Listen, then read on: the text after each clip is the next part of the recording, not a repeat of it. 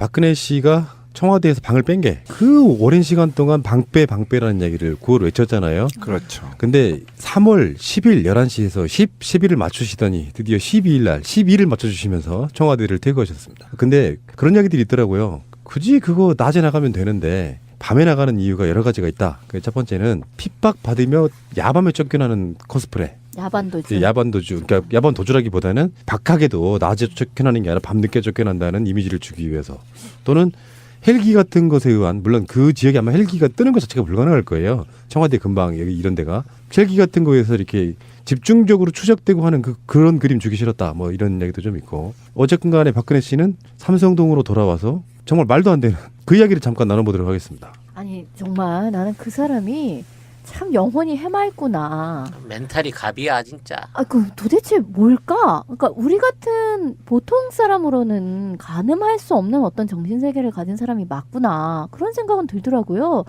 뭐 왜 그 탄핵 그 인용이 되자마자 왜 나와서 입장 발표를 하지 않느냐? 뭐 이런 얘기들을 우리가 쭉 했었지만 그럼 그 안에서 왜 짱 박혀서 아무런 입장 발표도 안 하고 뭐 하고 있냐? 너를 지지하는 사람들이 3명이나 죽지 않았느냐? 오만 가지 바깥에서 얘기가 있지만 그 안에서는 뭐 보일러가 어쩌고 저쩌고 얘기를 뭐 하고 있었잖아요. 그래도 마지막에 모습을 드러낼 때는 적어도 뭔가 말은 안 해도 침통한 모습이라도 보일 줄 알았어요, 나는. 보일러 뭐 어쩌고 이런 건 다 가라라고 쳐도. 그런데 그런 거 전혀 없이 어쩌면 그렇게 해맑게 뭐 대변인 말에 의하면 뭐 얼굴이 시꺼매지도록 울었대는데 그런 거 전혀 없이 또 머리도 그렇게 올림머리 또 누구 불러서 했는지 모르겠지만 가지런한 올림머리에 패션도 상당히 세련되게 해가지고 그리고 해사시하게 웃는 걸 보니까 정말 미친 거야 이 사람은. 전 개인적으로 탄핵 인용되던 날 박사모하고 같이 보냈었거든요. 왜 쳐맞으려고. 뭔가 의심스러워. 네, 박사모 옆에 있었는데 저하고 동행자가 마저 죽을 뻔했어요. 그런 상태여서 바로 오후에 이제 목포를 내려가서 제주도에서 이제 시민회원 행사하고 일요일 날 5시 4시 반 배를 타고 오는데 말이죠. 7시 55분이 정확히 어딘지 아세요? 저는 기분이 개인적으로 굉장히 안 좋더라고요. 그러니까 진도 앞바다 지나서 배를 가는 방향으로 좌측이 맹골수도고요. 우측이 진도 팽목항이거든요. 그 사이를 지나가요, 이 배가. 그때 청와대에서 나왔어요.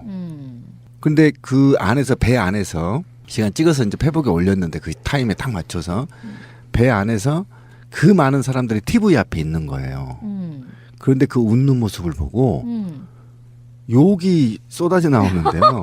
그러니까 이게 사람의 모습이 아닌 거야. 우리가 볼 때. 우리가 사람이 아니든 박근혜가 사람이 아니든 둘 중에 하나야. 박근혜는 아직도 우리 국민을 개돼지로 보는 거 아닌가. 우리가 박근혜를 개돼지로 봤던 게 아닌지 정말 화가 나고 모멸감까지 느꼈어요. 어떻게 거기서 손을 흔들고 쪼갤 수가 있죠? 그리고 심지어는 박사모 집회에 가장 먼저 태극기를 들고 나왔다는 사람이 하나 있어. 예. 자기가 주장하는 사람이 있어. 그렇죠. 그걸 팻말로 들고 다녀. 그 사람한테 사인까지 해줬어요. 정말 이거는 저는 제가 볼 때는 이거 마약 먹고 출소하는 락스타도 이렇게는 안 하는데. 근데 현장에 제가 안 가봤지만 그 정도 삼엄한 경비라고 하면 그렇게 일반인들은 못 들어거든요. 팬클럽에서 선발해서 들어온 사람들이야. 그게 그냥 들어온 게 아니고 그래서 박근혜 자택 앞에 바로 서서 몇 사람한테는 그런 식으로 뭐 이제 거기야 우리가 예상하잖아요. 어떤 분이 트위터상에 투표를 붙이셨더라고요. 박근혜가 삼성동으로 가서 반응은 했는데 그게 수천 명이 투표를 하셨는데요. 1등이 뭐였냐면 80% 이상이 아무 일도 없었다는 듯이 해맑게 웃는다 했어. 맞췄네. 남들은 맞추는 거 우리 왜 못 맞추지? 막 질질 짠다. 그러니까 질질 짜는 모습은 사실 제가 보기엔 연기가 안 되니까 그 잘할 수 있는 걸 한 거야? 대변인 역을 통해서 울었다라고 이렇게 말을 흘리는 정도라고 생각이 들고 이 사람은 텔레비 참 빨리 들인다. 케이블 TV하고 TV가 제일 먼저 들어갔대요. 스마트 TV, 네. LG 스마트 TV 40몇 인치라고 들어가는 거랑 그다음에 보일러 고친다고 했는데 뉴스에 화면이 이렇게 딱 찍혔는데요. 그러면서 뭐 보일러 어쩌고 한 달 후에나 뭐 어쩌고 이렇게 써 있는데 사진은 잘 보면은요 올레 TV 셋탑박스가 딱 찍혀 있어. 빼도 박도 못하게. 그래서 뭐 이제 아무 눈치 안 보고 드라마 볼 수가 있어서 이제 기뻐서 웃었다 이렇게 평가하는 사람도 있어요. 냉장 뇌물은 삼성 써먹고 전자제품 LG 거 샀쓰고 참 의리 없어 이 인간도. 근데 뭐 LG께 좋다면서요. 근데 야 진짜 의리 없더라. 근데요 난 박근혜가 진짜 인간성이 배려먹었다고 생각한 게 지가 그래도 4년 넘게 키우던 개새끼들을 그건 진짜 그걸 너무하다. 버리고 온 거야. 너무해. 어. 그러니까 처음에는 진돗개 2마리였었는데 그렇게 해서 새끼를 3대가 지나면 지금 9마리가 된 거야. 된 건데 그걸 그대로 놓고 왔어. 너무한 거 아니야 진짜? 그 이야기는 뭐 나중에 키웠던 곳이 녹지원이라고 하는 곳인데 나중에 데려간다는 설도 있고 그러니까. 서점에 가면 쉽게 몇 억 원을 벌게 해주겠다는 대박 재테크 책들이 즐비합니다. 그 책만 읽으면 당장이라도 부자가 될 것처럼 우리를 유혹하죠. 하지만 지금 우리에게 정말 필요한 것은 일상 속에서 쉽게 할 수 있으면서도 매달 15만 원 정도의 추가 수입을 가능하게 해주는 소소한 재테크들입니다. 매달 쏠쏠하게 들어오는 15만 원의 추가 수입은 팍팍한 현실에 즉각적인 도움이 되기 때문이죠. 그래서 이 책이 나왔습니다. 일상의 소소한 재테크. 남녀노소 누구라도 일상 속에서 매달 쏠쏠한 추가 수입을 얻을 수 있는 가능한 모든 방법들을 한 권의 책으로 정리했습니다. 현재 은행에 1억 원을 맡기면 매달 이자가 15만 원쯤 나옵니다. 이 책을 읽고 매달 15만 원의 추가 수입이 생긴다면 은행에 1억 원을 예금해 둔 것과 같지 않을까요? 일상의 소소한 재테크. 지금 바로 서점에서 만나세요. 중국에서 창업하려면 어떻게 해야 돼요? 우선 사업자가 있어야 되고 그러려면 주거지도 있어야 되겠죠. 통장 거래도 할 수 있어야죠. 거래처도 있어야 하고 물건을 들여올 루트도 있어야죠. 사실 복잡해요. 나는 킹스필드 추천해요. 킹스필드요? 예, 킹스필드 통해서 중국 진출하면 그런 거 다 해줘요. 해주는 게 너무 많아서 말로 하지도 못해요. 상담 받아봐. 어떻게요? 검색창에 킹스필드 검색하면 되지. 홈페이지 들어가면 다 있어. 어디라고요? 킹스필드라고. 킹스필드. 여보, 우리도 차 한 대 사자. 휴가철에 놀러 한번 제대로 못 갔어. 우리가 돈이 어딨냐? 그리고 딜러들 믿기도 힘들고 말이야. 이번에 새날에서 광고하는 중고차 이야기 한번 가보자. 중고차 이야기? 허위 매물 없는 200% 품질 보증제를 실시하는 곳이래요. 중고차 이야기를 검색하세요. 1666에 8546. 나는 중고차 이야기에 차 팔러 가야지. 박근혜 씨는 민경욱 전 청와대 대변인을 통해서 입장을 내놨습니다. 박근혜 씨 톤으로 읽어주실 분이 필요합니다. 잘 읽어 짱돌 안 맞으려면. 일단 내가 들고 있을게 짱돌. 제게 주어졌던 대통령으로서의 소명을 끝까지 마무리하지 못해 죄송하게 생각합니다. 저를 믿고 성원해 주신 국민 여러분께 감사드립니다. 이 모든 결과에 대해선 제가 안고 가겠습니다. 시간이 걸리겠지만 진실은 반드시 밝혀진다고 믿고 있습니다. 이런 씨, 아유. 아 근데 이렇게 간단하게 할 줄은 더 몰랐어. 더 화가 나. 아니 근데 이 얘기는요 별 얘기가 아닌 것 같지만 말에 뼈가 있는 거예요. 진실은 반드시 밝혀진다. 시간이 걸리겠지만 진실이 따로 있다는 거야. 지금 밝혀지지 않는 모종의 진실이 따로 있다. 근데 그것을 밝혀질 때까지 나는 잘 이렇게 나를 보존하고 있을 터이니 지지자분들도 흩어지지 말고 그 밝혀질 진실을 기다리며 믿으며 있어 달라. 이런 얘기가 되는 거예요. 그러니까 이거는 정확하게 지금 탄핵에 대한 어떤 불복 선언인 거나 마찬가지이고요. 이후에 어떤 대선이 됐든 아니면 그 다음 선거가 되었든 자기를 지지하는 사람들에 대한 어떤 강력한 어떤 메시지라고밖에 볼 수가 없는 거죠. 죄송하다. 이 결과에 대해서는 제가 안고 가겠습니다. 안고 안 가면 어쩔 건데. 그래서 안고 어디를 간다는 거야, 그러니까. 불복으로 보이지 않으려고도 노력했지만 박근혜 성정이나 스타일상 진실은 반드시 밝혀진다는 말은 헌재 결정에 승복할 수 없다. 그렇죠. 그러니까 불복인 거죠, 사실은 불복. 따로 있다, 진실이라는 게. 그러니까 이게 단어를 바꾸면 됩니다. 그러니까 국민을 빼고요. 박사모 여러분께 감사드립니다 하면 정확히 맞고요. 키워드가. 그죠? 저를 믿고 성원해 주신 박사모 여러분들께 감사드립니다. 소수죠. 그리고 어쨌든 모든 결과는 제가 안고 가겠다고 한 거에 대해서 일부 저는 높게 평가하고 이 말이 결국은 수사에 응하겠다라고 저는 받아들일 수밖에 없는 것이고요. 그러니까 깜빵으로 가겠다는 뜻이에요? 깜빵으로 가겠다는 거죠. 그다음에 시간이 걸려 진실을 밝혀 이거는 이제 재판이나 특수본의 수사를 염두에 둔 나는 죄가 없다. 이제 발뺌하기 위한 묘책인데 저는 이제 이런 건 개 같은 소리고요. 적어도 지 압이 17년 이상을 우리 국민 혈세로 먹여 살렸고요. 그리고 그가 갖고 있는 수조 원대의 자산을 국민의 혈세입니다. 그리고 4년 동안 총 약 22년 동안을 우리 국민이 혈세로 호가호위하게 만들어줬죠. 어쨌든 자기가 모략을 받았든 죄를 짓지 않았든 간에 탄핵이 이루어졌고 대한민국 역사에서 96%의 탄핵 지지죠. 그다음에 탄핵을 파면을 원하는 사람의 90% 이상이 구속수사를 원하고 있습니다. 역사적인 엄청난 사건에 대해서 본인이 적어도 국민께 한마디는 하고 갔어야 돼요. 저는 이거에 대해서 끝까지 한치의 허용도 없이 저는 조져버려야 된다. 특수본이 지금 이런 사람을 그냥 뒀다? 그러면 검찰도 저는 해체해야 된다. 이 정도 수준. 어떻게 감히 그럴 수 있습니까? 이 나라를 완전히 부패 도가니로 몰아넣어놓고 국민한테 미안하단 말 한마디 않고 갑니까? 그리고 집 앞에서 씩 쪼개요? 그리고 바로 들어가서 드라마를 봐요? 드라마 봤는지는 정확하게 모르잖아. 새벽까지 막 드라마 들어봤는데 봤다고 어느 뉴스에서 불이 켜졌다고. 밤새 고민한 게 아니라 드라마를 봤다고? 아 정말 저는 화가 나고요. 저는 더 이상 이 범죄에 대해서 단 한치의 허용도 없이 찾아서 엄벌해야 된다. 그 정치권 반응을 보니까 소름 돋더라. 정상인은 아니에요. 만약에 기존에 있던 대통령들을 본다면 이런 게 있거든요. 장래를 도모할 생각이 있다면. 예를 들어서 전두환 노태우 같은 사형을 선고받았던 사람들도 국가 원로 대접받으며 살고 있잖아요. 그런데 박근혜 같은 경우는 지금 당장 임기 못 채우고 내려온 게 너무 분한 거예요.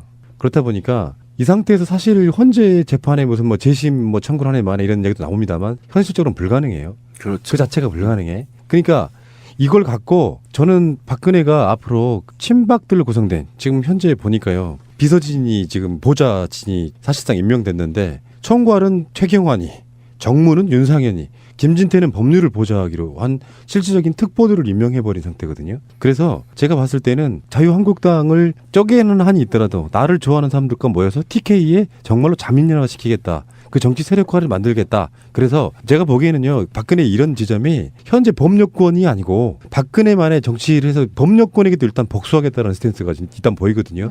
법률권 그냥 망하는 길이에요 이게. 그렇죠. 네. 자유한국당에게 어떠한 여지도 주지 않는 상태가 되는 거예요. 그래서 그럼 지금 자유한국당에서 얼마를 또 떼어내야 돼? 한 그러니까 6대3 60개 정도 떼내야 되나?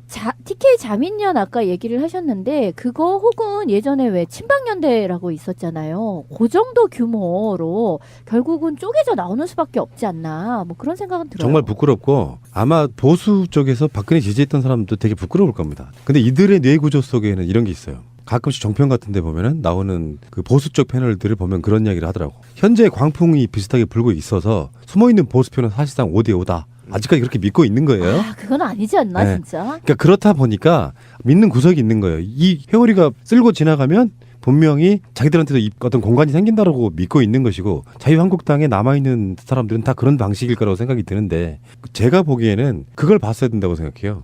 탄핵의 찬반을 나눴을 때 8대1 또는 8대2 정도 나오는 그 민심의 여론이 전혀 바뀌지 않았다고 하는 건 박근혜에 의해서 보수, 수구 세력은 다 죽는다라고 보는 거죠. 그런 생각을 전혀 못하는 거라고 저는 보고. 그러니까 우리 방송도 계속 얘기한 거지만 박근혜 씨가 정말 인간의 이미지가 또는 인간이라고 부를 수 있는 1%라도 인간이라고 본다면 자기 정치적 동기들을 최소한 살려주고 가야 되거든요.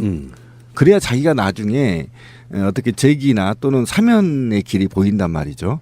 그런데 아까 말한 대로 2에서 30명 정도의 친박연대 과거에 요 정도 소수의 정치적 그룹을 만들어서 나중에 정치적으로 도태되지 않도록 버티는 것. 그리고 이들을 통해서 사면이나 범죄 행위들을 일부 협상의 여지를 남기려고 하는 것. 그리고 나머지는 다 죽여버리는 것. 이 정도라고 한다면 저는 오히려 바른정당이나 누나부대가 아닌 윤상현이나 뭐 최경환 이 정도가 아닌 어쨌든 자유한국당 내에 남아있던 일부 변두리에 있는 사람들도 다 탈당을 해서 바른정당으로 가든 어쨌든 해서 이거를 모면하지 않으면 안에서 도태될 가능성이 굉장히 높다. 분명히 말씀드리지만 그래서 자체적으로 살아날 방법을 선택해야 되는데 제가 분명히 말씀드리지만 경북은 이미 등을 돌렸습니다. 최근에 제가 일주일에 계속 현장을 도는데요. 경북도 자유한국당을 수치스러워합니다. 대다수의 경북 시민들이 이제 바뀌었어요. 그래서 저는 지금 상황이 굉장히 잘 됐다라는 생각이 드는 거예요. 뭐냐면 박근혜가 이를테면 탄핵 정국이 처음에 막 시작이 될 무렵에 그때 정말 제대로 만약에 사과를 한다든지 제대로 자기와 자기를 지지하는 사람들의 살 길을 도모하는 방식을 취했더라면 이렇게까지 안 했을 수도 있죠, 정말로. 근데 그렇지 않고 저 사람이 꼴통처럼 끝까지 가주는 바람에 자기 과거의 새누리당을 완전히 괴멸시켜 버린 상태에 이르른 거예요. 그래서 지금 뭔가 살아날 구멍 같은 것을 생각하면서 자유한국당이 저만큼의 등치로 남아있기는 하나 결과적으로는 저기도 소수 정말 한 15석에서 20석 20석 안짝 정도만 남기고 결국은 다 대탈주의 상황이 벌어지지 않을까라고 생각하는데 그렇게 된다고 그런 방식의 정계 개편이 일어난다라고 하면 우리 쪽에서는 굉장히 좋은 거다라는 생각이 들고요. 소위 말해 지금 뭐 보수와 진보 뭐 50대 50 이런 식으로 얘기되던 구도 자체가 완전히 깨지는 그렇죠. 상태가 되는 것이다. 굳이 말하면 한 15대 85 정도로 가는 것이고 저들은 결국은 점점 더 소멸되는 방식의 길을 갈 수밖에 없는 거죠. 결국 박근혜로 인하여 자체 괴멸되는 그런 수순을 밟고 있다라고 볼 수 있는 거예요. 역사에 박근혜는 공로자로 기록될 겁니다. 지역 감정을 의미 있게 완화시켜준 장본인. 그 총선 때 이미 김부겸이라든지 야당 후보가 당선돼 버린 지역이고요. PK까지 내려가면 그 지역 전체가 이제 지역 감정으로 투표하지 않는 사람들이 많아진 거고요. 사드 문제까지 결합된다고 하면은 박근혜 행보 하나하나가 이 현재의 수구 세력들을 괴멸로 몰고 가는 그건 맞다고 보고요. 최고의 악역을 뽑은 네. 거예요. 이를테면. 박근혜가 갖고 있는 복수심 이것은 제가 봤을 때 야당이 해로운 게 아니에요. 불복 느낌이. 여당 쪽 법률권 쪽에 하는 말인 것처럼 저는 보이더라고요. 저게 이제 왜 이정현이 빠졌는지 모르겠지만 최경환, 윤상현, 김진태가 박근혜 옆에 얼굴을 계속 들이밀고 있겠다는 건 이건 순장조로 이제 그 스스로 관뚜껑을 못질하는 이게 수순인 거거든요. 이게 이제 국민적 여론이 지금은 뭐 어느 정도의 동전론이 있을지는 모르나 이렇게 끝까지 사과 안 하고 버티다 보면 옛날 장희빈이 곱게 죽을 거 사약 동의로 먹고 죽는 것처럼 밉상으로 보이기 시작하면 점점 더 얘에 대한 형벌이라든지 구속수사 요구라든지 이런 것들이 국민들한테서 자연스럽게 일어나게 된다니까. 그렇죠. 그 분노의 에너지가 결국은 지금에 있는 여당한테는 선거하고 연결될 수 있는 치명적인 핵이 될 수 있어요. 얘는 그러니까 아까 얘기한 대로 정치적인 계산이나 공학도 없는 거야.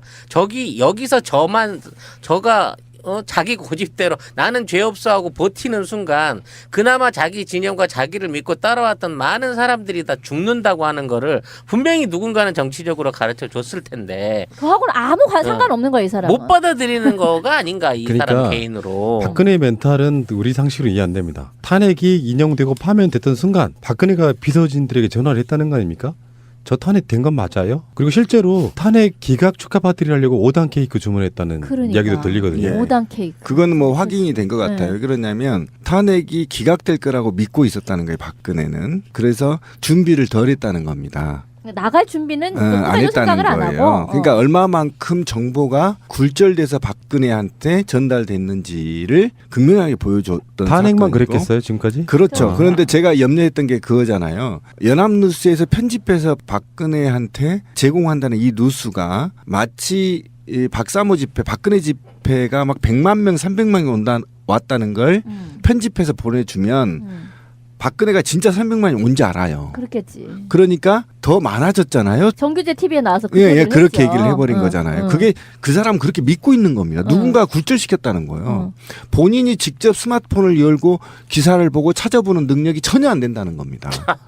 그러면 지금도 해사시하게 웃는 게 뭐 그런 거 아니야? 좀만 가 있으면은 이번 선거 끝나고 나면 너는 뭔가 이렇게 사면되고 사면되는 건 물론이고 그리고 청와대를 공원화 시킨다고 하니까 여기 와서 살게 해주겠다. 누가 뭐 그런 소리 하는 거 아니야? 잠깐 집에만 가 있으면은 나는 결국은 청와대에서 살아있는 유물로서 인간 문화재로서 거기에 살게 되는 게 아니라는 그런 또 거짓 얘기를 보고를 듣고 있는 거 아니에요? 자, 혹시? 탄핵되는 순간 박근혜 혼자 관저에 테레비를 보고 있었다고 했죠. 비서관은 우리 송 소장님이 하시겠습니다. 전화 서로 통화 한번 해보세요. 어떤 상황일까 궁금해요. 피청구인의 법 위배 행위가 헌법 질서에 미치는 부정적 영향과 파급 효과가 중대하므로 피청구인을 파면함으로써 얻는 헌법 수호의 이익이 압도적으로 크다고 할 것입니다.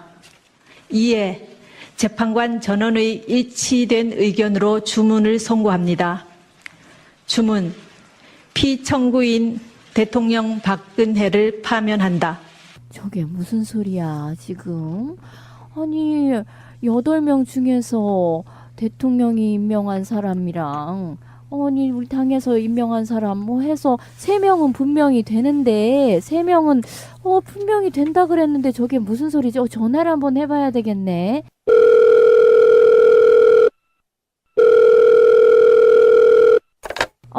저기 지금 뉴스 봤어요? 누나. 결과 나왔네. 지금 저게 무슨 소리야? 누나 이제 방 빼야 돼. 어떡하지? 아니 내가 왜 방을 빼? 난 지금 5단 축하 케이크 사놓고 기다리고 있는데. 아이 그러니까 그 좀 지켜보고 사라 그러니까 왜 먼저 그렇게 앞서가 그렇게 사람이 맨날. 아니 지금까지 나한테 한 얘기랑은 다르잖아. 그 누나가 이제 하도 심신이 쇠약하니까 정신적으로 충격받을까봐 우리가 뉴스를 적당하게 그 편집해서 보내준 건 있는데 그렇다고 뭐 누나는 뭐 인터넷도 몰라? 스마트폰 갖고 뭐 했어 지금? 내가 그거를 어떻게 알아? 여지껏 순실이가 알려주는 대로 나는 그냥 믿고 있었지 세상에.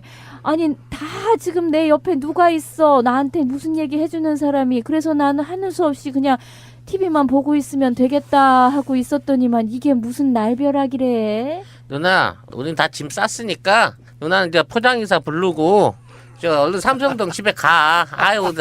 우리도 먹고 살 거 찾아야지. 큰일 났네 이거. 아니 거기는 지금 TV도 연결을 안 해놨어. 나는 못 가. 오늘 가서 그러면 오늘 나 드라마 볼 수 있는 거야? 일단 내가 급하게 그 올레 TV에 전화는 해놨으니까 딴 건 몰라도 뭐 인터넷 필요 없잖아 누나는. 테레비는 개통해놓게 내가. 그럼 원래 포인트는 10만 점 넣어놨어? 그거 모니터 24개씩 쓰잖아. 그렇지 20만 포인트 있어. 20만 포인트. 그래 그럼 알았어. 적당히 가 있을게. 그만. 미치겠다. 그러니까 이게 과장된 거긴 하지만 실제로 이랬을 가능성이 되게 높은. 어떻게 이런 사람이 대통령이 됐나 싶을 정도고 만약에 실제 드라마를 못 보는 걸 제일 걱정했었다는 얘기도 있어요. 제가 그런데- 이제 근무하는 분한테 비선 조직을 통해서 들은 정보인데 청와대 그 내실에 가면 벽면에 모니터가 수십 개가 있답니다. 그래서 진짜? 채널을 드라마 관련된 채널들을 다 띄워놓는 거예요. 그러다가 꽂히는 거 있으면 그것만 보는 거야. 그러니까 1시간도 놓칠 수 없었지. 1초도 놓칠 수 없어요. 그러다 꽂히면 그거 본방사수. 실제 그렇게 한대요. 생각해보니까 옛날에 MBC를 말했던 아주 오래전 얘기예요. MBC를 뭐라 그랬냐면 드라마 왕국이라고 그랬었거든. 그러니까 웬만한 히트 드라마는 다 MBC에 나왔는데 진짜 박근혜가 드라마 왕국이었네. 이거 자 어쨌건 박근혜 씨가 그 현장에 와서 그 보여줬던 모습들 속에 보면은 탄핵 기각 전에는 굉장히 많은 사람들이 모였지만 실제로 탄핵이 인용되고 나니까 박사모도 이제 줄어들 수밖에 없다. 뭐 돈 받고 나오시는 분도 계시고. 근데 그 중에 폭력 집회 관련해 가지고 지금 3분 뭐 이렇게 죽고 그랬잖아요. 그렇죠. 근데 그런 사건, 그러니까 폭력 선동을 한 죄로 정광용, 그러니까 그 사람이 누구냐면은 박사모 회장이고 전체 컨트롤에서 탄기국의 대변인까지 맡았는데 수배를 내렸어요 경찰이. 근데 버젓이 그 현장에 정광용이 나타납니다. 그렇죠. 그게 이해가 안 되는 거예요. 경찰은 그럼 체포해야 되는 거거든요. 안 하더라고요. 탄핵 선고할 때 인용 선고할 때 박사모하고 같이 있었다고 했잖아요. 낮은 상가에 있었는데 선고함과 동시에 거의 40%는 태극기를 돌돌 말아 서주머니에 넣어서 뒤로 돌아 집에 가요. 바로 갔습니다. 그러니까 그걸 뭘 의미하냐면 그냥 나왔는데 본인들도 좀 쪽팔리다는 거죠. 그리고 이제 이 관련해서 지금 아까 권 PD가 얘기한 것 중에 정광용이 나타났는데도 불구하고 체포하지 않고 못 본 척 하는 거에 대한 국민적 여론이 크다 보니까 경찰청장이 발표했죠. 반드시 추적 체포하겠다. 뭘 씨발 앞에 놔두고 추적 체포해. 가서 잡으면 되는 건데. 그러니까 그만큼 법의 잣대가 경찰의 잣대가 극우단체들한테는 또는 권력을 가지고 있는 자들한테는 느슨하게 적용되고 우리 그 민주노총 위원장님은 아무 사건도 없었는데 집회 한번 참여했단 한 것만으로도 8년형을 받았거든요. 구형을 9년 했어요. 그렇죠. 그런데 정광용은 직접 내란 선동을 했거든요. 정명호 같이. 그리고 이 사건에 직간접적으로 책임을 져야 할 사람들이 사실은 3명이 죽었단 말이죠. 그럼 여기에 대해서 책임을 져야죠. 그런데 경찰은 아직 위치도 파악 못하고 있다. 이런 개 같은 소리를 하고 있거든요. 저는 정말 경찰이 아직도 제정신 못 차렸다. 저는 이렇게 봅니다. SNS 통해 가지고 나는 무사히 잘 피해 있다라고 알리는. 자 보십시오. 이들이 어떤 나쁜 짓을 했냐면 일시적으로 도망자가 되었으니까 그렇죠. 그랬나? 경찰 버스를 탈취해서 경찰 버스를 좌우 앞 뒤로 막 밀어붙여서 현재를 진입할 수 있는 통로를 뚫었거든요. 이건 우리 운동 역사상 거의 보기 힘든 일입니다. 경찰을 끌어내리고 그 경찰차를 시동을 걸어서. 그런데 이 경찰차 키를 왜 줬냐는 겁니다. 저는 이게 경찰과 공모한 게 아닌가라는 생각이 들어요. 만약에 이 얘기를 듣고 누군가가 듣고 경찰에 전달한다면 그렇다면 다 체포해라. 우리 민주노총 저 집회 한번 참여해서 50만 원 100만 원 벌금 냈다 나는. 그런데 지금 왜 탕기국이 저렇게 폭력을 시사하고 더더욱이 박근혜가 지금 이 탄핵을 받아들이지 않아서 지금 박사모 구성원들이 지금 집회를 계속 이어가고 있는 상태거든요. 굉장히 사회적 혼란이 일어나는 상태인데도 불구하고 경찰이 소극적으로 대응한 건 더 많은 희생을 통해서 오히려 사회적 분란을 더 야기시키려고 하는 게 아니냐 경찰이. 이런 시각이 있다라는 거죠. 굉장히 많은 이야기, 뒷이야기들을 낳고 있는데 앞으로 박근혜 씨가 검찰 조사를 받아야 되는 입장, 그 이야기는 뭐 다른 에피소드 할게요. 이 상황에서 박근혜라고 하는 인간형 그런 사람들을 뽑으면 안 되는 이유를 극명하게 보여줌으로써 탄핵이 사실 늦은 감이 없지 않아 있다. 이런 생각이 들 정도라고 저는 생각이 들고요. 저는 이번에 탄핵이 되고 난 이후에도 박근혜가 보이는 저 모습을 보면요. 정말 큰일 날 뻔했구나. 세월호도 물론 굉장히 크고 비극적인 사건이었지만 만약에 그보다 훨씬 더 감당하기 어려운 어떤 사건이 박근혜가 재임하고 있는 동안에 일어났었더라면 그러면 정말 어땠을까 같은 생각이 드는 거예요. 아니 정말 뭐 북한에서 뭐라도 하나 뭘 어쨌다라는 게 있었더라면 저 사람이 지금 자기 탄핵을 맞는 문제에 대해서도 A안, B안 탄핵이 된다, 안 된다에 대해서 알아서 뭔가를 준비하지도 못하고 그중에 하나를 이렇게 인용이 되었을 때도 현실감이 맞게 어떤 책임 있는 행동을 전혀 하지를 못하고 있는 상태잖아요.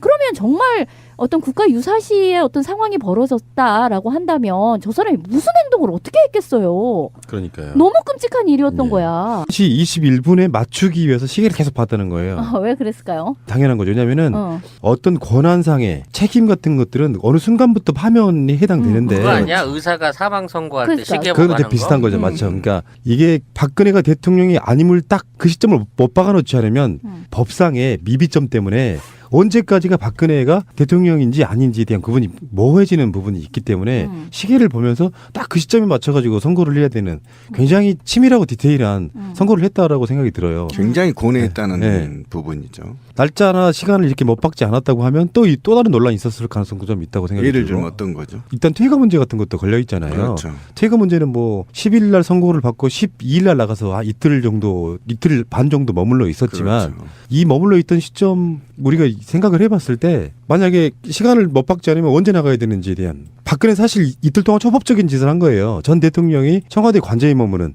일반인이 청와대 관저에 머무는 말도 안 되는 사태가 일어났던 거거든요. 그렇죠. 특검도 못 들어가는 어떤 보안 시설이다라고 해놓고 민간인이 민간인 못 들어가는 곳이라고 했는데 그 사람은 민간인 신분이었을 뿐만 아니라 수많은 그 피의자들에 의해서 공범으로 적시가 되어 있는 상태의 사람이잖아요.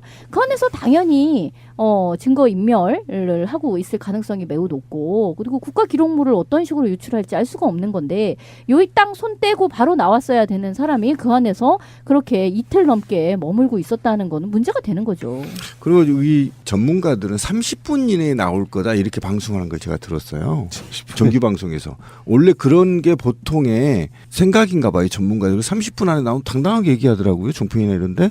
근데 보니까 이틀 만에 있었으니까 굉장히 이 문제도 나중에 심각한 문제로 그렇죠. 대두될 가능성이 굉장히 높습니다. 근데 이거는 그럼 누구 책임이냐? 황교안 책임이라는 생각이 드는 거죠. 황교안이 사실 뭐 박근혜는 뭐 자기가 탄핵될 줄을 몰랐다라고 그러고 있든지 없든지 간에 황교안이 이 상황에 대해서 자기가 해야 할 일이 분명히 있는 거죠. 그 청와대의 비서 진이라든지 이런 공무원들에게 스톱.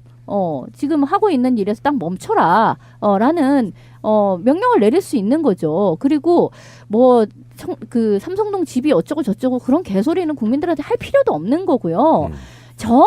뭐 갈 데가 없다라고 하면 제3의 장소에 황교안이 어떤 경호와 경비 서비스를 제공하면서 있게끔 해줄 수 있는 거잖아. 일단 청와대는 비우고. 그런데 그 이정미 재판관이 보여준 모습은 오늘 방송은 오늘 지금 퇴임했잖아요. 네. 그렇죠. 헤어롤 그거 두 개를 뒤에 붙이고 나오는 모습은 정말 역대급 명장면이라고 저는 보거든요. 그런데 저는 그게 일부러 했을 거라는 생각은 안 들어요. 네. 그러니까 당연하죠. 실수죠. 근데 그게 외신에까지 그 탑이 됐대요. 굉장히 고뇌하고 고심했던 헌법재판관에 대한 인품을 높이 평가하는. 그러니까 의도하지는 않았지만 굉장히 높이 평가했다고. 의도하지는 하더라고. 않았지만 박근혜 세월호 7시간 동안 머리 올린 머리 이 논쟁과 딱 붙여보면은 묘하죠. 정말 묘한데. 네, 묘합니다. 그래서 그 이야기를 한번 해볼게요. 네. 지금 헌법재판소에서 내린 결론 중에 박근혜 파면이라고 하는 아주 극적인 결과가 나오긴 했지만 정말 아쉬웠던 건 세월호 문제 아니겠습니까?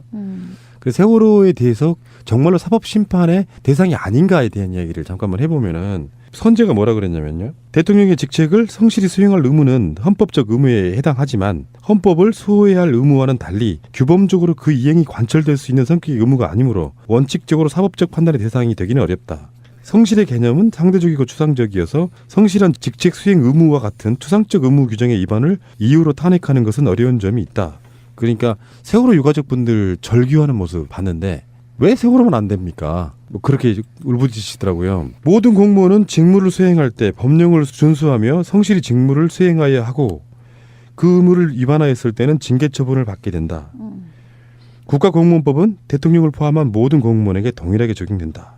이런 이야기를 봤을 때 성실이라는 쪽으로 몰아갈 것이 아니라 물론 왜 헌법재판소가 그렇게 했는지는 이유가 나와 있습니다. 이미. 그러니까 국회 내에서도 탄핵 요건 중에 세월호를 걸면 안 된다고 했던 게 바른정당 유였거든요. 그것을 논란을 걸게 되면 헌재에서 그게 기각될 가능성이 높다는 이야기였어요.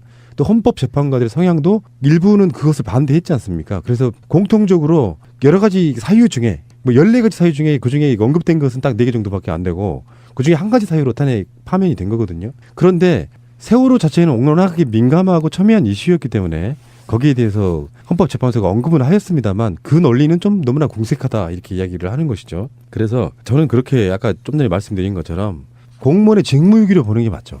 성실이 문제가 아니라 직무유기. 법을 그렇게 거는 게 맞다라는 거죠. 해야 될 일을 안 한 거지 뭐 대통령 자체가 무능하거나 성실하지 않았기 때문에 탄핵 사유가 안 된다가 아니라 너무 심각한 직무유기이므로 중대한 탄핵 사유가 된다 이렇게 밝혀줬어야 맞다는 거죠. 박근혜는 아마 수십 년이 흐르고도 박근혜 하면 세월호가 등치될 정도 그 정도로 세월호의 대응이 무능해지면서 결국은 탄핵까지 저는 이르렀다고 보는 것이거든요. 저는 이거를 정확하게 봤고 들었어요. 박사모 집회 한가운데서 YTN 방송을 봤는데 3번째 방송됐죠 이게. 3번째까지 저는 기각인 줄 알았어요. 네. 네, 1, 2, 3, 3번째까지. 4번째부터 이제 분위기가 반전이 됐는데 근데 저도 굉장히 아쉽습니다. 왜 그러냐면요. 이 아까 이제 우리 권 PD가 쭉 얘기를 해줬는데 공무원한테 성실의 의무는 4대 의무 중에 하나인데요. 예를 들면 지방 공무원들이나 국가 공무원들이요. 업무 시간에 나가서 자기 애인하고 모텔에 가다가 걸려서 파면된 경우도 있고요. 빠찡구 하다가 파면된 경우도 있고요. 그다음에 이런 경우가 있어요. 담당자가 산불이 났는데 술 처먹고 뒤비져가지고 대응을 못해서 파면된 경우도 있고요. 그러니까 이게 왜 세월호만 왜 유독 이거를 만약에 이렇게 판결할 거였으면 판결문에서 빼버려도 되는 문제였었거든요. 그러니까 굳이. 그런데 왜 굳이 이거에 대해서만 극렬하게 했을까라고 추측을 해보면 첫 번째는 이것이 성실의 의무로 대통령을 성실의 의무를 일부 굉장히 상대적인 단어인데 일부 성실하지 않았다고 하더라도 파면의 대상은 아니라는 걸로 해석하면 되는 겁니다. 그러니까 이것이 박근혜 씨가 나중에 세월호 진실에 대해서 재판에서 그거에 대해서 7시간 동안 뽕을 맞았든 보톡스를 맞았든 어떤 무슨 시술을 했든 간에 성실의 의무에 위반됐고 그것이 파면에 준하는 형벌을 받을 만큼의 위중하지 않다. 이 정도는 되지만 파면은 되지 않는다고 하더라도 정직이나 또는 거기에 상응하는 법률적 헌법적 책임을 면키는 어렵다. 이 측면에서 두 가지를 볼 수가 있는 거거든요. 그러니까 이 장면 헌법적인 곳에서 탄핵하기가 매우 어려운 상황이지 이것이 다시 재판장에 가서 그렇죠. 예, 재판장에서 공무원 성실의 의무라는 것으로 재판을 받았을 때에는 적어도 파면은 못하더라도 징계는 정직 사몰이나 예를 들면 일반 공무원에 비하면 또는 해임이나 뭐 요 정도 될 수 있는 사항은 볼 수 있다라고 보는 거여서 지금 시민사회단체에서 만약에 이게요 이렇게 해석이 안 될 경우 어떻게 되냐면 제가 전자 예를 들었던 공무원이 업무 시간에 가서 애인하고 모텔 갔다 왔는데 파면시키려고 하면 대통령도 아는데 왜 저 시킵니까? 이렇게 해서 헌법적 법률적 기강이 문란해질 가능성이 있어서 이 부분은 반드시 박근혜한테 징계든 정직이든 나중에 법원에서 이 부분에 대해서는 반드시 징계 처리가 돼야 된다. 만약에 안 되더라도 다른 방식으로든 형사적 책임을 물을 수 있는 여지가 있긴 있어요. 근데 헌재가 보충 의견이라는 걸 내 가지고 구구하게 설명을 했어요.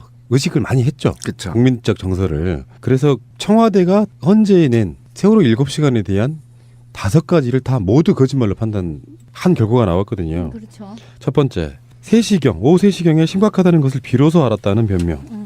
이건 거의 전 세계에서 이 사람이 제일 늦게 한 거야. 이 정도 되면. 근데 그것도 사실이 아니라고 보는 거죠. 11시 28분경, 12시 5분경, 12시 33분경 사회안전비서관실로부터 세월호 침몰 상황 보고서를 받아 검토했고 12시 54분경 행정자치비서관실로부터 세월호 침몰 관련 중대본 대처 상황 보고서를 검토했다고 주장했는데 피청구인이 실제 이 보고서를 모두 검토했다면 상황의 심각성을 오후 3시에 기용해야 깨달았을 리가 없다. 이에서 거짓말이다라고 그렇죠. 판단을 했고요. 다음에 두 번째는 언론사의 오보 때문에 상황을 정확하게 파악하지 못했다는 해명. 이거 진짜 웃겨요. 청와대에 상황실 같은 걸 왜 있어? 그러니까. 당시 NSC 회의도 개최 중에 있었습니다. 그것도 감안하셔야 됩니다. 그러니까 대통령이 당일 국가안보실이나 비서실 등으로부터 오보를 받았다고 볼만한 자료가 없다. 그리고 10시 36분에 KBS에 낙관적인 보도가 있었다고 지들은 얘기를 하는데 그렇다고 해서 국가안보실 등이 피청구인 그러니까 박근혜한테 이 보도를 그대로 보고했다라고 보기는 어렵다. 그리고 청와대는 11시 7분경에 해경에 문의를 해서 전원구조라는 언론 보도가 오보라는 걸 이미 파악하고 있었다. 그렇기 때문에 이 주장이 다 거짓말이라는 거죠. 그리고 세 번째는 관저가 아닌 집무실에 있었더라도 달라질 것은 없다. 여기에 대해서 어떻게 설명하고 있습니까? 근데 관저는 원래가 대통령 휴식 그리고 개인 생활을 위한 사적인 공간이지 이제 여기에서 뭐 근무를 한다고 해서 집무실에서의 근무로 보기는 어렵다라는 거죠. 그리고 집무실이 아닌 관저에 머무르게 되면은 긴급한 순간에 참모들한테 보고를 한다든가 보고를 받는다든가 이런 게 지장이 생기게 되는 게 너무 명백하다라는 거고 그리고 국가안보실이 사고를 안 시점이 9시 20분이잖아요. 그리고 해경 중앙구조본부 그리고 국방부 재난대책본부 해수부 중앙사고본부 안전행정부 에 있는 그런 중앙재난안전대책본부 이게 설치된 그 시간이 9시 39분에서 9시 45분경이에요. 그래서 해양수산부가 9시 40분에 위기 경보를 심각 단계로 이미 발령을 했거든요. 근데 박근혜가 집무실에서 만약에 그냥 정상적으로 나와 있었더라면 당연히 9시 40분경에는 이 상황이 이제 얼마나 심각한가 이런 걸 다 알 수 있었다고 봐야 되는 거죠. 근데 자기가 뭐 관저에 있어 놓고 그 관저에 있으나 집무실에 있으나 아무 상관이 없다. 이거는 잘못된 얘기라는 거죠. 근데 그날은 평일이었던 것이고 업무 시간엔 당연히 집무실로 출근을 해서 업무의 수행을 해야 되는 건데 그 박근혜가 상황의 심각성을 아주 나중에서야 뭐 알아서 시급히 출근을 뭐 하고 이런 게 다 잘못이라는 거죠. 그리고 네 번째는 전화로 구조 지시를 했다는 변명이 또 있는데 여기에 대해서는요 이런 거예요. 국가안보실장, 해경청장, 피청구인 이 사람들이 실제로 통화를 했다라고 이야기를 했었잖아요. 우리가 계속 비판을 했었고요. 그럼 증거 내놔봐. 근데 증거를 제출하지 못했습니다. 그러니까 이거는 거짓말이다 이렇게 판단을 했던 것 같고요. 대통령으로서 해야 할 책임을 다했다는 또 변명이 하나 있었어요. 거기에 대해서는 위 내용은 지시받은 자에게 매우 당연하고 원론적인 내용으로서 피청구인이 최초로 지시하였다는 것인데 이 내용에는 급박한 위험에 적절히 대처할 수 있는 어떤 구체적인 내용도 담고 있지 않다. 이 지시에는 현장에 구체적으로 어떤 문제가 있었는지에 대한 인식이 없고 어느 해법을 강구할지에 관한 어떤 고민도 담겨 있지 않다. 그러니까 뻔한 소리 하지 말라는 거예요. 대통령은 당연히 해야 될 건데 해야 될 책임을 다했다고 두루뭉술하게. 그러니까 뭘 최선을 다해 이것밖에 없잖아. 거기서 무슨 일이 벌어진다는 건지 이거에 대해서 뭐 A를 채택할 건지 B를 채택할 건지 이런 고민이 담긴 이야기도 전혀 아니고 하나만한 소리 뻔한 말씀 감사합니다 같은 소리가 든 그러니까 거예요. 이게 결론은 1위부터 5위가 거짓말이 이게 쭉 거짓말을 밝혀진 거 보면 박근혜는 이 사건을 헌재에서 판단했을 때 박근혜는 이 사건을 몰랐다고 본 겁니다. 알고도 조치를 안 했다면 그게 성실의 위반이거든요. 알고도 지시를 하지 않았다면 바로 헌법과 법률에 정한 공무원의 성실의 의무에 위반되는 건데 이 1위부터 5위의 거짓말을 풀어보면 박근혜는 사고 당일 이 사건에 대한 위기의 심각성을 알지 못했다고 헌재는 봤고 따라서 이거를 과도하게 알고도 묵인한 성실의 위반이 아니라고 판단한 겁니다. 굉장히 그러고 나서 퉁쳐서 어쨌든 성실의 위반의 의무를 결론을 내렸지만 이것이 성실이 상대적 의미이기 때문에 이것을 파면에 이르게까지 하기에는 타당한 사유가 없다 이렇게 본 겁니다. 그러니까 논란을 피하기 위해서 예. 피해 가긴 했지만 엄중하게 꾸짖은 건 맞아요. 그렇죠. 앞으로도 국민 다수의 지지로 당선된 대통령들이 그 직책을 수행할 것이다. 국가 지도자가 국가 위기 상황에서 직무를 불성실하게 수행하여도 무방하다는 그릇된 인식이 우리의 유산으로 남겨져서는 안 된다. 대통령의 불성실 때문에 수많은 국민의 생명이 상실되고 안전이 위협받아 이 나라의 앞날과 국민의 가슴이 무너져 내리는 불행한 일이 반복되어서는 아닌데므로 우리는 피청구인의 성실한 직책 수행 의무 위반을 지적하는 것이다라고 이야기를 했는데 자 그런데 이제 이 말씀을 잘하셨는데 그런데 이 해설에는 파면에 가깝게 준하는 엄중한 죄를 물었어요 헌재가. 근데 결국은 주문 판결문 국민 앞에서 읽었던 판결문에는 우리가 얘기한 것처럼 성실의 의무가 상대적이어서 파면에 이르기까지는 또는 이르기까지는 중대하지 않다 이렇게 말한 이유가 뭘까 저는 고민을 해봤어요. 근데 이제 주변에 취재한 기자들 보면 2명 정도가 반대를 했다고 합니다. 사실은 기각을 이것에 대해서 세월호가 걸려 있어요. 그렇죠. 예. 그랬는데 그것을 마지막까지 협상을 이정미 헌법소장 대행이 했다고 하는 거잖아요. 그렇다고 보면 이 대목에 협상에 들어갔을 가능성이 굉장히 높습니다. 그리고 국가정보원하고 어쨌든 해경 해수부들이 지금 헌재를 사찰했던 이유는 바로 세월호에 대한 결정문에 대한 영향을 미칠 것 같은 우려에서 했을 가능성이 높다고 본다면 적어도 이정미 헌법재판소장 입장에서는 만장일치로 해야 국론 분열을 막고 화합의 새로운 대통령을 뽑으려고 했다고 한다면 그것이 헌재의 책무였다면 적어도 만장일치를 끌어내기 위해서 어느 정도 판결문을 좀 손댔을 가능성이 있지 않겠느냐라는 조심스러운 얘기들도 좀 나오고 있단 말이죠. 그래서 이것이 끝까지 박근혜의 관료들이 또는 국정원의 실세들이 적어도 다른 건 모르지만 세월호 관련해서는 끝까지 챙긴 게 아니냐. 굉장히 그래서 세월호가 과연 어떤 사건이었길래 이렇게까지 얘기가 나와야 되는 거냐라는 물음표를 한번 더 던지면서 어쨌든 판결문 해석에는 정확하게 사실 이게 파면 대상이 돼요. 사실은 되고 엇박자가 나거든요 지금. 그러니까 우리나라가 엇박자가 나는 보수 겁니다. 진보로 첨예하게 대립하는 나라만 아니라면 그렇죠. 당연히 이건 파면입니다. 파면이고요. 네, 파면입니다. 지금 현재 우리가 중점적으로 보고 있지는 않지만 박근혜가 모든 어떤 사안들 의혹에 대해서 대처하는 태도가 사실은 가장 중요한 탄핵 그렇죠, 사유가 됐다고 그렇죠. 보거든요.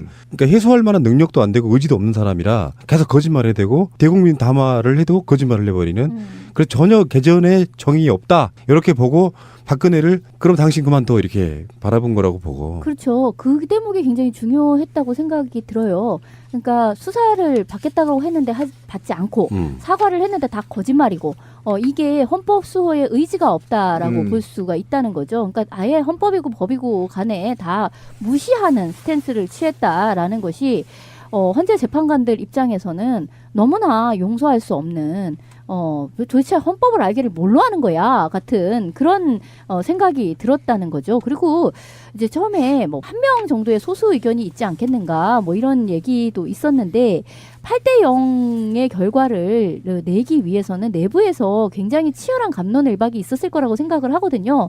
근데 그 결정문을 유심히 뜯어보면 정말 신비님 얘기한 것처럼 그런 어떤 흔적이 느껴져요. 근데 그것을 8대 0으로 맞추기 위해서 가장 보수적인 차원으로 합의할 수 있는 어떤 최대 공약수를 찾았다라고 볼 수 있을까요? 하여튼 그렇죠. 최대한 여기까지는 다 만족을 하잖아. 뭐 그 이후에 이를테면 김희수 재판관이라든지 이런 사람은 지금 이 세월호에 아무것도 하지 않는 것에 대해서 훨씬 더 분개하고 있지만 그렇게 동의하지 않는 사람이 한두 사람까지도 합의할 수 있는 그 선까지를 낮춰서 그렇게 해서 결과적으로 8대 0이라는 것을 맞춰낸 것이 아닌가라는 생각이 들어요. 그러면 역으로 얘기해서 세월호라고 하는 것은 탄핵 기각이나 각하를 걸고서라도 반드시 지켜내야만 했던 그러니까 이거에 대한 뭐 무연관성을 밝혀내야만 했었던 그런 오다를 이미 그 보수에 있는 재판관들은 받고 있었던 거는 그런 쪽으로 바라볼 게 아니고요. 세월호 자체가 정치적 사건으로 오염이 되면서 그렇지. 그들이 계속 정치적이라고 얘기를 걸었었잖아요. 그러니까 비망록 이런 거에 보면은 세월호 사건으로 박근혜 정권이 위기에 처하고 막 이런 얘기가 나오지 않습니까? 그러니까 그들은 그래서 빨갱이들의 박근혜 흔들기라고 계속 오염시켜 왔잖아요. 그렇다 보니까 헌법재판관들까지 거기에 어느 정도 구분이 돼져 있었던 문제가 있었기 때문에 그렇게 된 거라고 보고. 그런데 이제 그거에 아까 지민님 얘기한 게 굉장히 이제 중요한 건 뭐냐면 저는 현장에서 박사모 집회도 가보고 가잖아요. 근데 예를 들면 지하철에서 리본을 달고 간 여성을 남성 박사모 집회하고 집에 돌아간 남성들이 싸대기를 때거나 또는 욕을 하거나 그래서 최근에 이제 종로 근처에서 여성들이 리본을 달고 다니면 화장실까지 따라가서 막 구타하는 사건이 있어서 경찰이 불러서 막 잡아가고 이런 상황들이 있었습니다. 제가 왜 이런 얘기를 하냐면 박사모 집회 오는 핵심 간부들은 리본만 보면 경기를 일으켜요. 그 이유가 뭐냐면 이 리본 그 박사모를 주도하는 주체가 누구이냐 저는 박근혜라고 보지 않거든요. 그럼 박근혜보다 더 권력이 위에 있는 보이지 않는 국가 권력으로부터 통제받지 않는 권력이 이 집회를 지원하고 관리하고 있단 말이죠. 그럼 박근혜도 어찌할 수 없는 권력들이 이 세월호 참사를 일으켰고 이 세월호 참사가 밝혀지면 적어도 기존 기득권들은 영구적으로 집권이 불가능할 가능성도 있습니다. 그래서 이것만은 반드시 지켜야 되는 숙명이 그들한테는 있었던 거죠. 근데 세월호 진상규명은 어차피 정권이 바뀌면은 안 할 수가 없는 그렇죠. 대명제 같은 거거든요. 대법원도 이미 관련한 판결 내릴 때 재조사해서 다시 재판을 해야 된다고까지 예. 얘기하고 있는 거라서 여담으로 한 말씀만 드리고 방송 마치면요. 어제 이제 박근혜 사절 근방에 몰려들었던 정치인 중에 조원진. 그 언론상에 나오는 워딩이 너무 유치해서요. 거실이 너무 추워서 보일러가 거의 안 되는 것 같다. 그래서 박근혜가 몸 상태가 안 좋대요. 보일러도 고쳤다며. 거실이 너무 추우면은 몸 상태가 안 좋은. 지금 그쪽은 박근혜에 대한 동정 여론을 만들기 위해서 맞아요. 끊임없이 노력하고 있는데 진짜 동정 여론은 저는 이렇게 봅시다. 어제 제가 박근혜 그 집으로 돌아가는 거를 뭐 6시에 출발하네, 6시 반에 출발하네. 그것도 거짓말이야. 그러게. 마지막까지. 뭐 그렇다고 치고. 그러니까 사람들이 보고 있을 때 이런 얘기 합디다. 동네에 뭐 식당에 계신 아줌마 이런 분들이 짠하긴 하네. 그가 한 대통령으로서 역할은 안 맞고 파면되는 건 맞지만 짠하긴 하네. 그런 여론에 기대려고 그렇게 노력하는 거예요. 실제로 사람들 그런 노예 근성을 좀 버려야 된다고 생각해요. 삼성동 자택이 우리가 보기에 그렇게 막 허름해서 막 외풍이 심하고 추워 죽을 정도 그런 집입니까? 그런 노른자위 땅에 그마만 25억이라는데 단독주택을 갖고 있다는 것만 해도 어마어마한데 그 사람을 우리가 지금 불쌍하게 봐줘야 되는 거예요? 누가 그럽디다. 서울에 지방간 없는 그 하층민들이 삼성동 한가운데 30억이 넘는 공시 집값만 25억이면은 한 3, 40억 될 거란 말이에요. 그렇죠. 그런 집에 살고 있는 사람이 불쌍하다고 한대. 그 말 맞잖아요. 겁나 가난해. 통장에 10억밖에 없대잖아. 그러니까 조원전이 이 쓰레기 같은 새끼들은 정말 짱돌로 발끝부터 머리까지 조사버려야 됩니다. 왜 그러냐면 추우면 당장 지들이 온풍기 갖다 틀면 되는 거거든. 집에 있는 거 갖다 놓고. 뭘 그거를 키워드를 뽑아서 국민들을 분열시키고 선동시키려고. 그러면 이 키워드가 나가면 그 노인네들이 울고불고 또 난리를 칠 거 아닙니까? 이런 감성을 자극해서 국가 테러를 조장하는 새끼들이 국회의원이고 정치인이라고 있는 자체가 이 나라를 썩게 만드는 원인이거든요. 박근혜를 지존으로 앉혀놓고 지들이 온갖 이권에 개입해서 그렇죠. 호가호위 할 때는 언제고 이제 와서 이 새끼들이 국민 앞에 반성도 안 하고 저는 적어도 친박들은 국민 앞에서 다시 반성해야 된다. 그렇지 않으면 다음 선거 때 반드시 이들을 엄벌해야 된다. 반성이 아니고요. 나쁜 놈의 반성해도 완전히 이들 자신이 정치적인 어떤 걸 못하게 막아야 아니 돼요. 어디 감히 그 차가운 바다에서 304명을 죽여놓고 하루 불 안 뗐다고 그걸 춥다고 국민 앞에 이 아가리를 벌립니까? 아니요. 그럴 리가 없다니까. 그 죽여버려. 좋은 집에 보일러 수리했다며 거실이 추우면 얼마나 춥겠어. 우리 집만큼 춥겠어요? 이거는 국민을 개돼지로 보는 게 아니라 굉장히 우롱하는 겁니다. 조롱하는 거 조롱 국민을 지금. 그런데 그 동네 사람들이 또 계시잖아요. 거기 지금 무슨 백담사 첩첩산중이 아니잖아. 그 동네 사람들 중에는 어쨌든 뭐 자기네 동네에서 대통령이 낫다라는 걸로 이제 나갈 적에도 막 한송식을 해주고 이런 분들이 계시잖아요.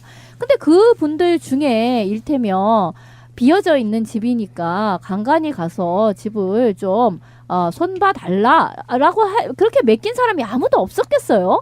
그렇지. 생쇼라니까요. 이게 쇼예요. 그 뭐 최순실이가 감옥에 뭐 수년 전부터 들어갔었어요. 참. 최순득은 없고 다 그런 거기 때문에 말도 안 되는 소리고. 해답은 딱 하나 나와 있죠. 뭐 그런저런 고민할 필요가 뭐 있습니까? 구치소로 가라고. 그렇지. 경호, 난방 먹을 거 다 해결해 준다. 제가 볼 때는 박근혜 씨가 여기 있으면 땅값 떨어집니다. 지역 주민이 직접 나서서 박근혜를 쪼아내야 돼요. 삼성동 주민인데 보도도 나왔어요. 조용히 좀 해달라고. 너무 시끄러우니까. 어제 땅값 떨어져요 실제로. 너무 시끄러우니 조용히 해달라고 했더니 바로 대놓고 욕을 하더랍니다. 이 빨갱이들아. 대단하신 멘탈을 갖고. 이 시대의 양아치가 이 집으로 다시 이사를 왔는데 이게 집값이 오를 것 같아요? 근처에 땅값 떨어집니다. 네. 지역 주민들이 권리해서 박근혜 쪼아내야 돼요. 네, 그 근처에 계속 친박 이런 단체들이 와서 진을 치고 있는다든가 하면 바로 옆에가 또 초등학교더라고요. 학생들 등교하는 데에도 굉장히 지장이 많을 것 같고 동네 분위기 굉장히 안 좋아질 것 같아요. 어제 모습은 어떤 거였냐면요. 폐위된 무슨 후궁이 폐약질 저질렀고 폐비된 사람이 사저로 내려오니 백성들이 조아리며 왕비마마 뭐 이런 느낌 아니었습니까? 저한테는 제가 지금까지 본 가장 최악의 치킨 배달 서비스였습니다. 그거 아세요? JTBC였군요. 거기서 호송 차량이라고 했다가 호위 차량인데. 호송 차량. 호송. 죄인한테만 쓰는 말이죠. 네. 하여튼 치킨 배달 치고는 정말 열받는 치킨 배달이었어요.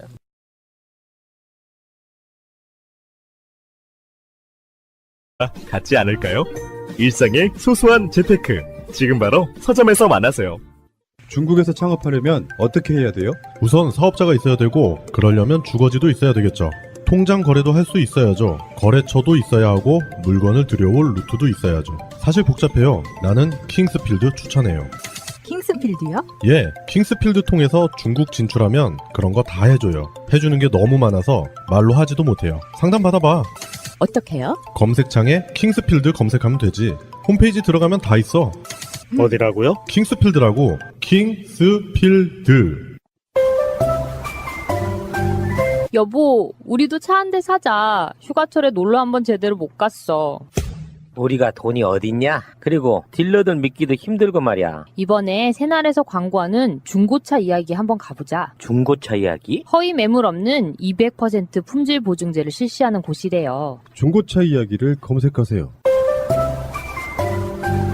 1666에 8546. 나는 중고차 이야기에 차 팔러 가야지. 박근혜 씨는 민경욱 전 청와대 대변인을 통해서 입장을 내놨습니다. 박근혜 씨 톤으로 읽어주실 분이 필요합니다. 잘 읽어 짱돌 안 맞으려면. 일단 내가 들고 있을게 짱돌. 제게 주어졌던 대통령으로서의 소명을 끝까지 마무리하지 못해 죄송하게 생각합니다. 저를 믿고 성원해 주신 국민 여러분께 감사드립니다. 이 모든 결과에 대해선 제가 안고 가겠습니다. 시간이 걸리겠지만 진실은 반드시 밝혀진다고 믿고 있습니다. 이런 씨, 아유. 아 근데 이렇게 간단하게 할 줄은 더 몰랐어. 더 화가 나. 아니 근데 이 얘기는요 별 얘기가 아닌 것 같지만 말에 뼈가 있는 거예요. 진실은 반드시 밝혀진다. 시간이 걸리겠지만 진실이 따로 있다는 거야. 지금 밝혀지지 않는 모종의 진실이 따로 있다. 근데 그것을 밝혀질 때까지 나는 잘 이렇게 나를 보존하고 있을 터이니 지지자분들도 흩어지지 말고 그 밝혀질 진실을 기다리며 믿으며 있어 달라. 이런 얘기가 되는 거예요. 그러니까 이거는 정확하게 지금 탄핵에 대한 어떤 불복 선언인 거나 마찬가지이고요. 이후에 어떤 대선이 됐든 아니면 그 다음 선거가 되었든 자기를 지지하는 사람들에 대한 어떤 강력한 어떤 메시지라고밖에 볼 수가 없는 거죠. 죄송하다. 이 결과에 대해서는 제가 안고 가겠습니다. 안고 안 가면 어쩔 건데. 그래서 안고 어디를 간다는 거야, 그러니까. 불복으로 보이지 않으려고도 노력했지만 박근혜 성정이나 스타일상 진실은 반드시 밝혀진다는 말은 헌재 결정에 승복할 수 없다. 그렇죠. 그러니까 불복인 거죠, 사실은 불복. 따로 있다, 진실이라는 게. 그러니까 이게 단어를 바꾸면 됩니다. 그러니까 국민을 빼고요. 박사모 여러분께 감사드립니다 하면 정확히 맞고요. 키워드가. 그죠? 이게 사람의 모습이 아닌 거야. 우리가 볼 때. 우리가 사람이 아니든 박근혜가 사람이 아니든 둘 중에 하나야.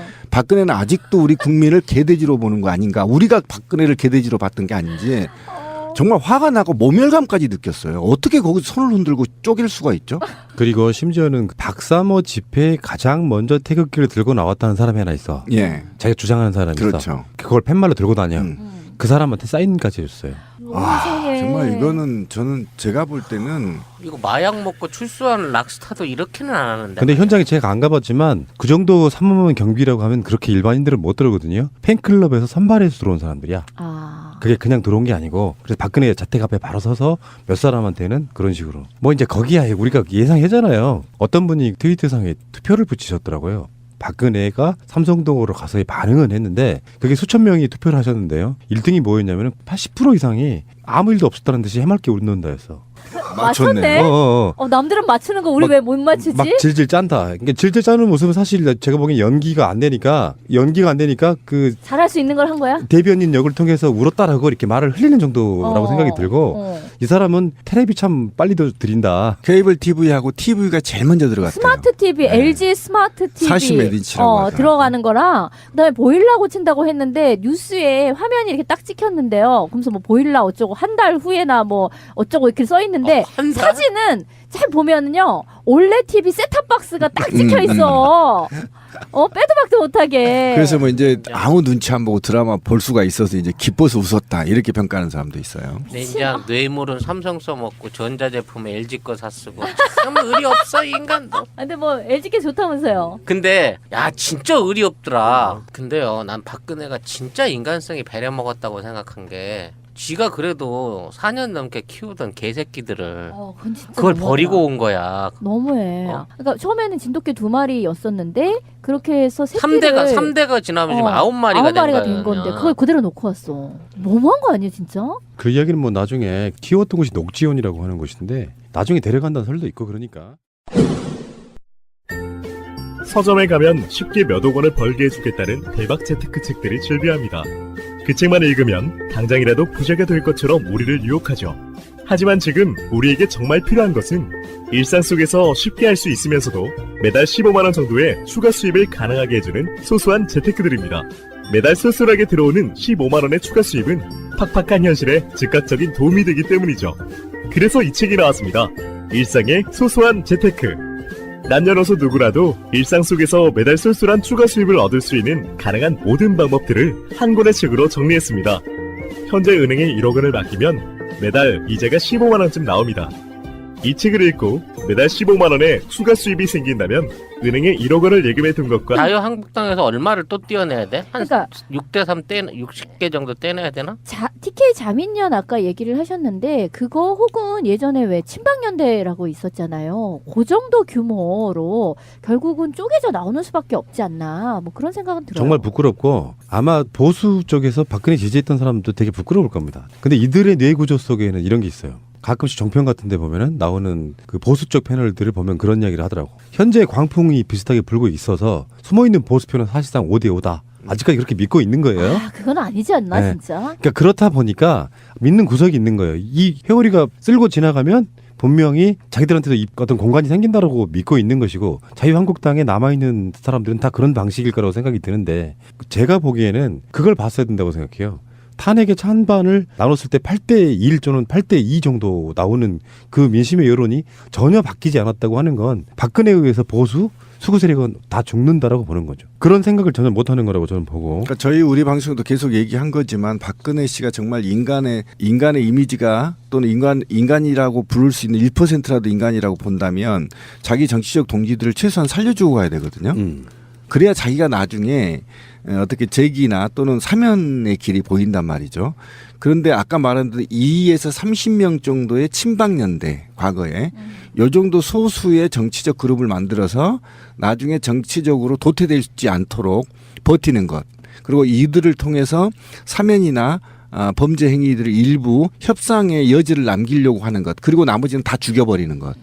이 정도라고 한다면 저는 오히려 바른정당이나 누나부대가 아닌 윤상현이나 뭐 최경환 이 정도가 아닌 어쨌든 자유한국당 내에 남아있던 일부 변두리에 있는 사람들도 다 탈당을 해서 바른정당으로 가든 어쨌든 해서 이거를 모면하지 않으면 안에서 도태될 가능성이 굉장히 높다. 분명히 말씀드리지만 그래서 자체적으로 살아날 방법을 선택해야 되는데 제가 분명히 말씀드리지만 경북은 이미 등을 돌렸습니다. 최근에 제가 일주일에 계속 현장을 도는데요.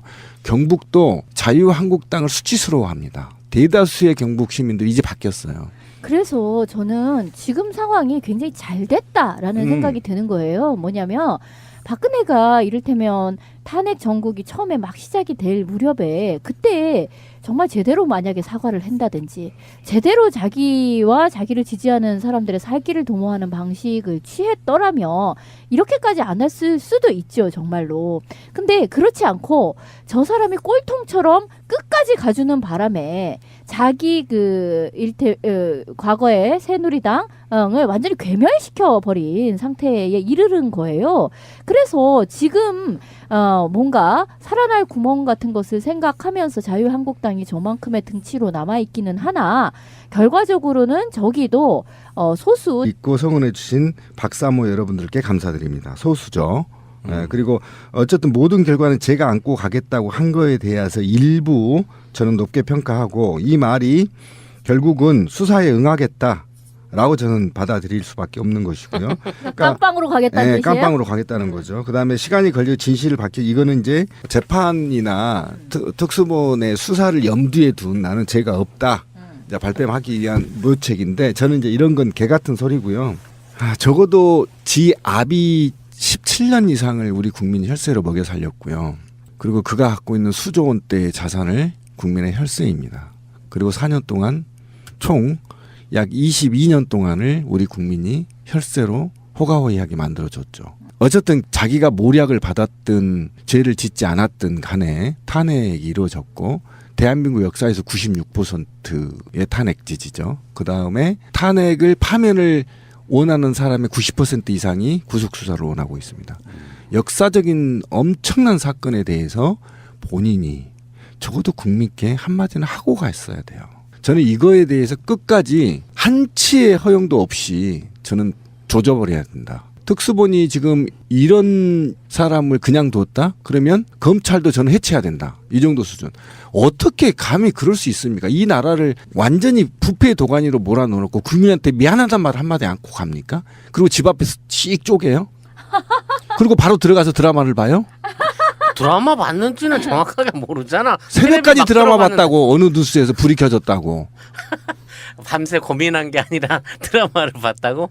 정말 저는 화가 나고요. 저는 더 이상 이 범죄에 대해서 단 한치의 허용도 없이 찾아서 엄벌해야 된다. 그 정치권 반응을 보니까 소름 돋더라. 정상인은 아니에요. 만약에 기존에 있던 대통령들을 본다면 이런 게 있거든요. 장래를 도모할 생각이 있다면. 예를 들어서 전두환 노태우 같은 사형을 선고받았던 사람들도 국가 원로 대접받으며 살고 있잖아요. 그런데 박근혜 같은 경우는 지금 당장 임기 못 채우고 내려온 게 너무 분한 거예요.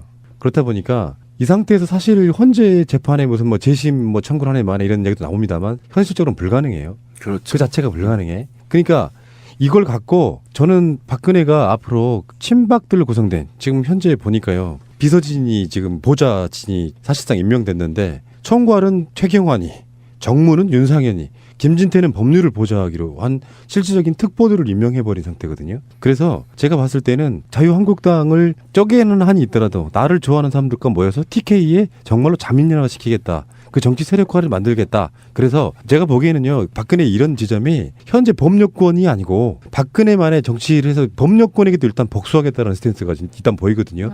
법여권 그냥 망하는 길이에요, 이게. 그렇죠. 네. 자유한국당에게 어떠한 여지도 주지 않는 상태가 되는 거예요. 그래서 그럼 지금